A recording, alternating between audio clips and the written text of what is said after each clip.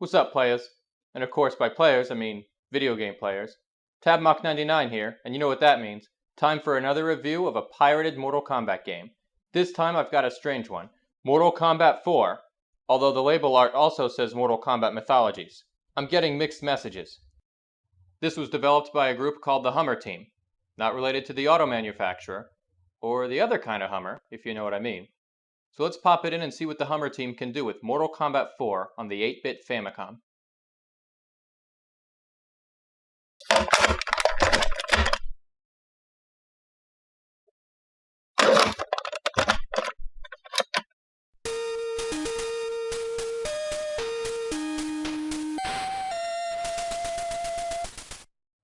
Yeah, you heard right. That's the Superman theme.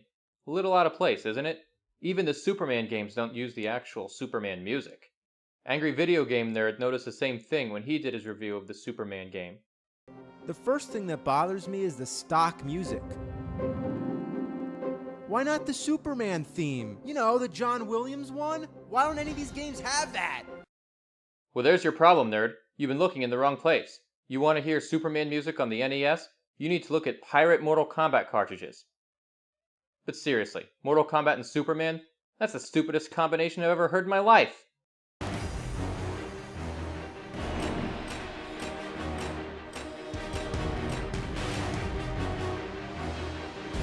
Superman. Oh yeah. I mean, that's the coolest combination I've ever heard in my life. Looks like a lot of characters, right? 28, that's a pretty good amount. Wrong, because it's not 28. Not even close. You know how many characters there are in this game? 4. Maybe that's why they call this game Mortal Kombat 4. Even the original had 7. What are you supposed to do with 4? So much deception. I haven't seen this much deception in a Mortal Kombat game since Mortal Kombat Deception.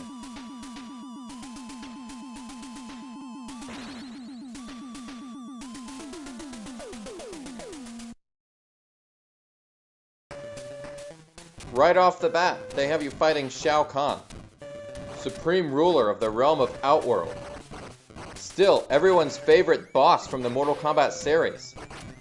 Why would he be your very first opponent? What were they thinking?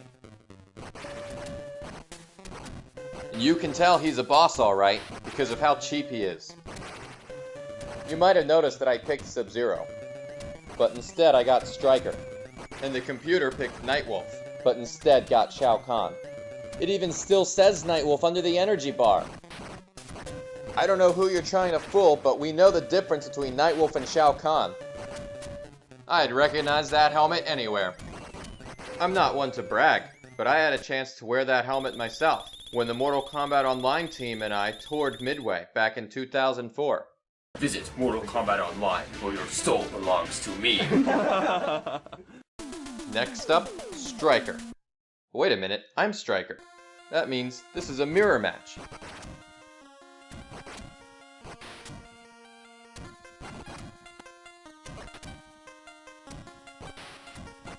Take that, Pink Stryker.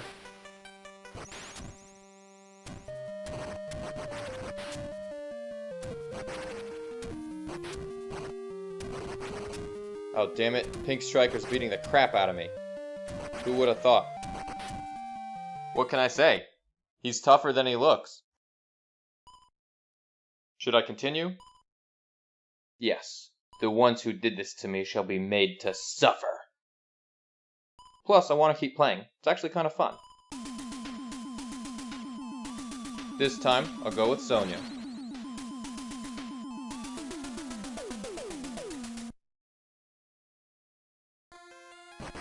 The best strategy with her is to cheese the hell out of the leg grab. Just keep spamming it over and over. Wait a minute, timeout. Did he just try to throw me and miss? How's that supposed to work? I mean, what exactly was the plan? Hey you, I'm gonna throw you! Darn, missed. I'm not kidding, that's pretty much exactly what he did. SONYA is much easier to control. Couple more hits, and that's a flawless victory for me.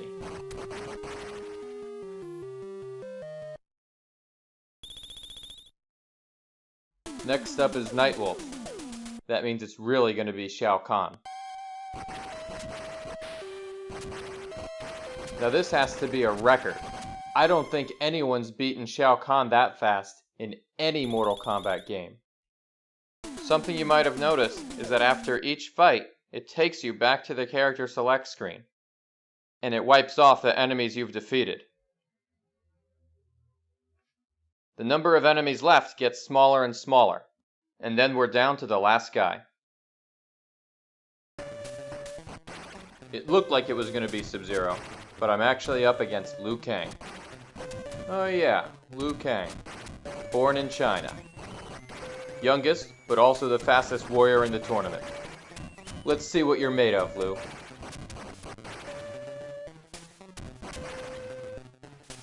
The graphics are doing a lot of flickering right now, making it hard to concentrate on the fight. But it's alright, I got this.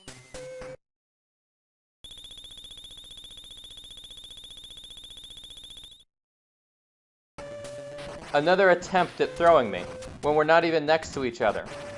In the real Mortal Kombat games, it would never happen that way. So that's how you know this is a pirate. Now a lot of people might say that makes it crappy, but that's one of the things that makes these games a little different. In a way, they're like a box of chocolates. You never know what you're gonna get.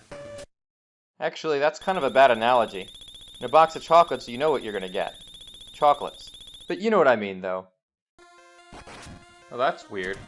I'm still fighting Liu Kang, but the background changed. Legend has it that this background music is actually Rose's theme from the movie Titanic.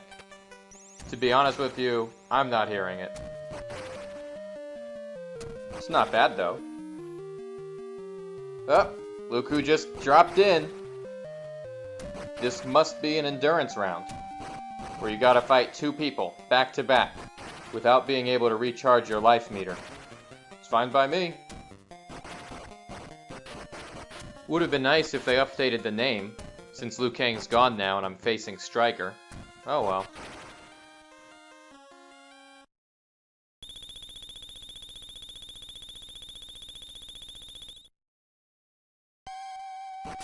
Looks like it's not quite over yet.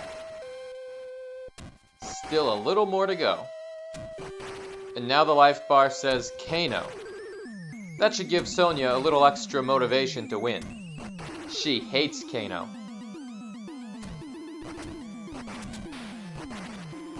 What was that? I just got frozen. That's the weirdest glitch I've seen in the whole game. Sub-Zero's not even in this game.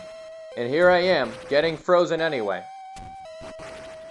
Evidently, there is code for Sub-Zero and his moves somewhere in the game, even though they're not accessible. I would not have guessed that. If it wasn't for this glitch, I really would not have guessed that. I won! I won! Ha ha ha! In your face, pirates! But wait, there's more. In this multi-cart, called the Super 12-in-1 Brain Series, there's another, even better version of this game, with more characters and more backgrounds. Let's pop this one in next. In this one, the game calls itself Mortal Kombat 3 instead.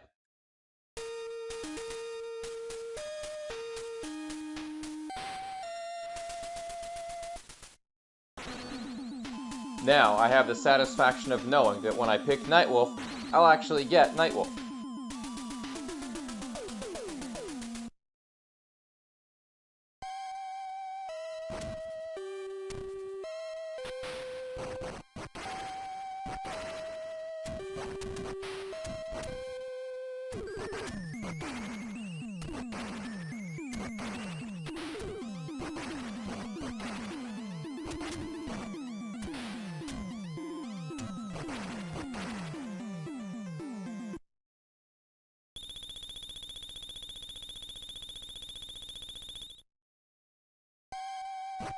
One thing that's a little strange about controlling Nightwolf is the jumping attacks. If you jump backwards and then do a kick, it will propel you forward. That also works with the jump punch. It doesn't do that for all the characters though, just Nightwolf and Sub-Zero for some reason. You'd think that these pirate game companies don't have QA departments or something. The flickering also gets a little out of control with some characters, Nightwolf being one of them.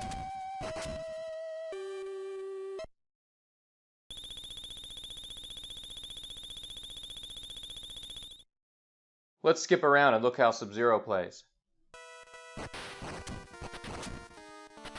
Freezing someone while they're trying to block? That's a good feeling. That's one of those things that's unfair, but it's unfair for me. So, I approve.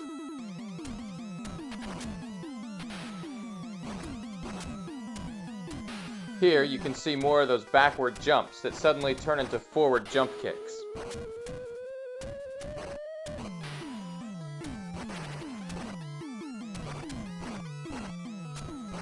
Sometimes he can still move a little bit even after he's been frozen.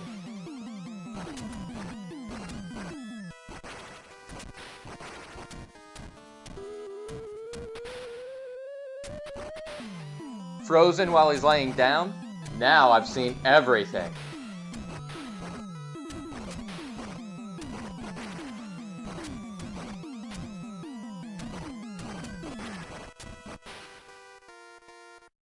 Now let's take a look at the one-eyed monster. That didn't sound right. I meant Kano. I'm saying let's take a look at Kano. Kano's moves just aren't that good. At least in this game. Some of the other players have really cheap moves. Kano's are just pretty basic.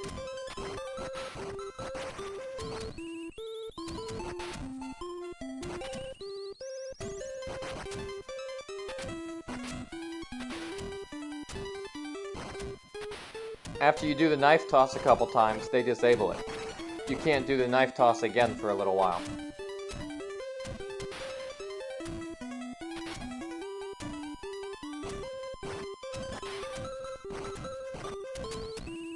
And even when you get it back, it can sometimes just go right through them.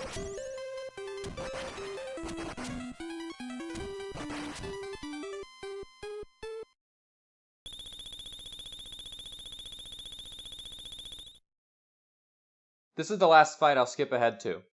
I'm putting this one in because this is the last background I wanted to show. This version of the game actually includes the rooftop background. The first one I was playing didn't have it.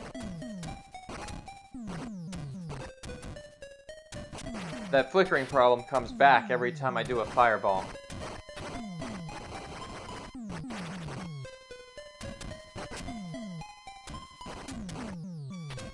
I don't know why some of the fireballs make that flicker happen and others don't.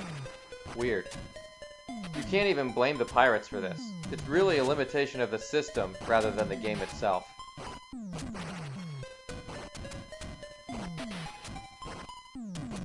This level has my favorite music, because it sounds like Peter Griffin sneaking around. Dun dun dun dun dun dun dun. Dun dun dun dun dun dun dun dun dun. Dun dun dun dun dun. Dun dun dun dun la la la la la dun. So that's pretty much the whole game. There are a couple of different variations on it. Most of them have 28 characters also, like this one. And this one. Some of them have only 14 characters. This one has 48. They make some slight changes to the title screen as well. There's Mortal Kombat 3 with light colors, Mortal Kombat 3 with dark colors, Mortal Kombat 4 with light colors, and Mortal Kombat 4 with dark colors. Some of them add a title screen, which gives you some options. The options don't do much other than give you a chance to adjust the difficulty. There's also a code you can put in here to access the credits. If the title screen says Mortal Kombat 3, then the code is up, up, up, down, down, down, left, right. And then you get a screen showing the logos for Taiwan Shin Electronics and KaSheng. If the title screen says Mortal Kombat 4, then the code is right, right, right, left, left, left. And you'll get taken to a screen showing the logo for a company called Gold Leopard. So there it is. That's everything you wanted to know about this game, and probably a whole lot that you didn't. The game is a little bit deceptive in that it advertises more characters than are actually available, and it's also pretty glitchy. I don't like the flickering. I don't like the way the computer tries to throw you and misses. There's some issues going on with the freeze, as well as the jump kicks that start out backwards and then go forwards. But if you look past those things, it's not bad. It's actually a pretty faithful translation of Mortal Kombat 3. It's about as good as you can get on the 8-bit Nintendo system, to be honest with you. So, overall, if you have a chance, I'd say try it out. Well, thanks a lot for watching. Smell you later.